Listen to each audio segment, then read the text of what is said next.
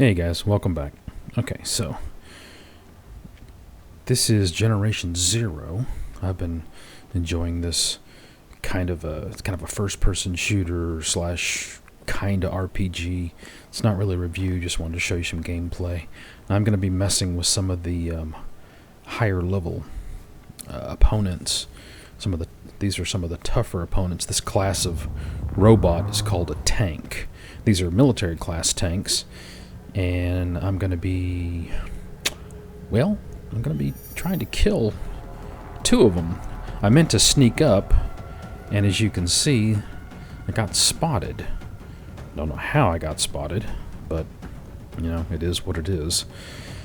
And so I'm trying to determine my plan, and what I want to do is, if you can see on the right-hand side, you've got my weapons on buttons 1, 2, and 3, and then on 4, 5, 6, and 7 is a healing kit, and then I'm trying to set up a trap, and I want to ambush this tank, and I wanted to fight just one tank, but I screwed up, and I managed to drag in two tanks.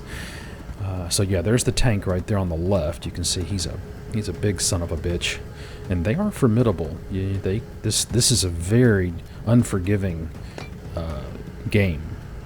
I hesitate to call it a first-person shooter. It's not quite the RPG that Fallout is. And you hear the radio, so the radio goes off, and it's a lure, and so it lures the tank. And on smaller opponents, you have to shoot the bottles.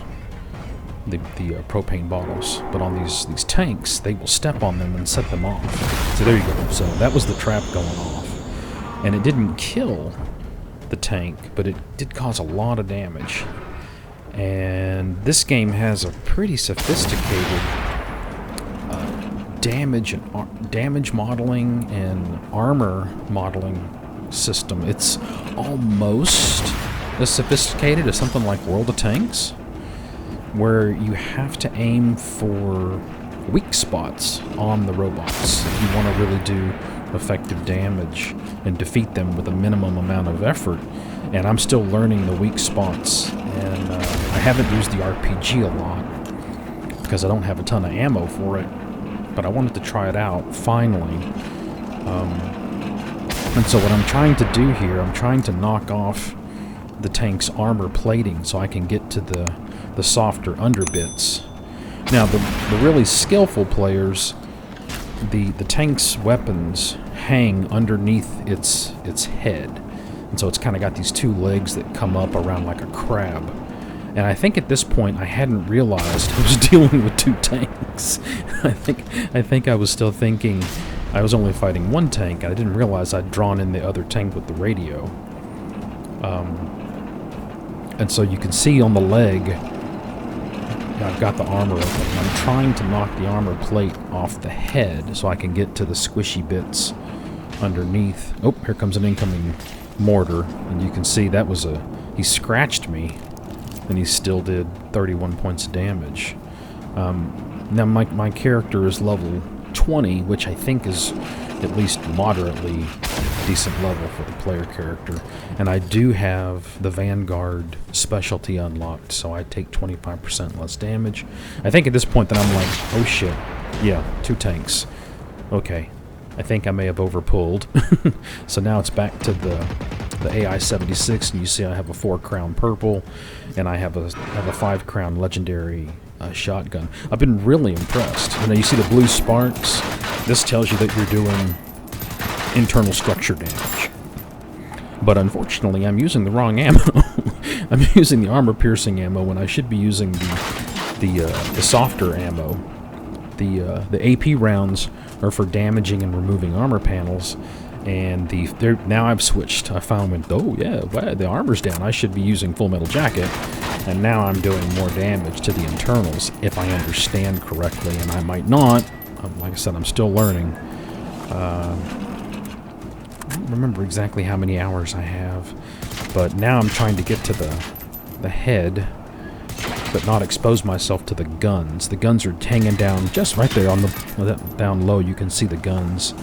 There's a rocket launcher and there's an autocannon, and either one will. So here you can see the guns quite well. And yeah, I quickly realized that just was not going to work. But of course I had to go back and try because I'm hard-headed, and you can see the yellow sparks. I'm hitting the armor. So for that one, I should be using AP. Do I switch? No, I just reloaded. Yeah. This game is really intense, and it's really challenging. You will die a lot. I couldn't really tell where I was aiming on that particular... Yeah, there we go. I'm switching now. Now I realize... Okay, I need to get this armor off. Like I said, I'm still learning, but I got it. That's one tank down. I think that one took the brunt of the trap's damage. And so didn't really get any good loot off him. But, you know, I'll take what I can get. This game has a really interesting loot system. It's not quite as sophisticated as a true looter shooter like Borderlands or Diablo 3 with its really sophisticated randomized loot generation system, but it does have an interesting loot system. It uses the traditional gray, green, blue, purple, yellow legendary, and now it's even got pink for experimental weapons, which I haven't even found an experimental. I think, in fact, I think you have to build those, or you find them off Phoenix. Did I get him? Not. Nope, he's still up. Yep, he's still shooting. So, gonna try to get some armor panels off, and then I think once I've got the armor panels open, I think I switched to shotgun here. There are caution symbols. Now, see, I think I should have been using standard rounds, JSPs. There we go. So now, see how the armor came off the leg? Now it's vulnerable. Now I should switch to JSPs. Do it. Nope, shotgun. This will work good. I've been really impressed with the shotgun.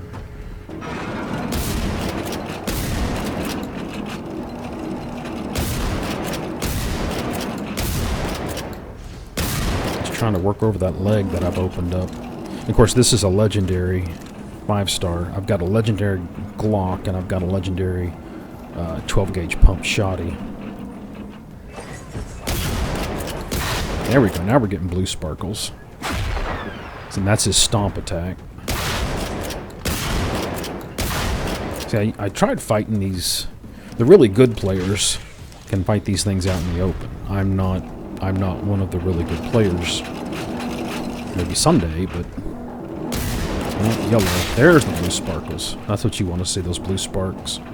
That lets you know you're getting to the squishy bits.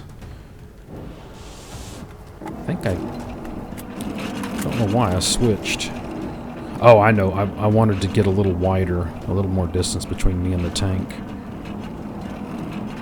Now, I think sometimes you can basically do all the damage you can for a particular vulnerable area, and you have to move to another one. And there we go. So that tank is down. And so that's pretty much it.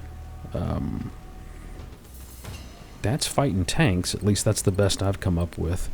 And I'm not an expert by any stretch of the imagination. But, yeah. Generation Zero. It's kind of a first-person shooter slash kind of RPG. It's RPG light elements. It's not as RPG as like Fallout 4. But it's certainly not a pure first-person shooter either. And it's brutal. It is a very difficult game. It does not suffer fools lightly. Now, the death penalty isn't really that brutal, but you can see you do have a lot of inventory management, a lot of secondary resources, grenades and flares for distracting the enemies, and healing kits, and then here's all the weapon mods you can put on your weapons, from silencers, shotgun. I'm getting a lot of shotgun chokes. I don't know why. Different scopes, and so yeah. So that's Generation Zero. Hope you enjoyed it, and I'll see you next time. You'll have a good one.